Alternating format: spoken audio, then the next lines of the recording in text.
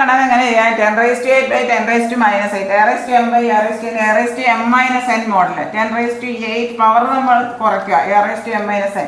10⁻8 - -8 10⁻16. Option A ആണ് ഉത്തരം. a⁻m/a⁻n a⁻m-n 8 - -8 8 + 8 രണ്ട് മൈനസ് അടുപ്പിച്ച് വരുമ്പോൾ പ്ലസ്. ഇനി -2�7 ഡിവൈഡഡ് ബൈ പിന്നെ ഒരു ഫുൾ ബ്രാക്കറ്റ് ആണ്.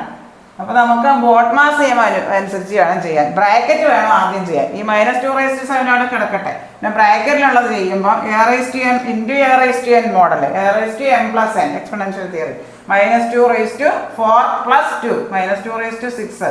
അത് -2�7 ഡിവൈഡഡ് ബൈ -2⁶ -2⁻7 -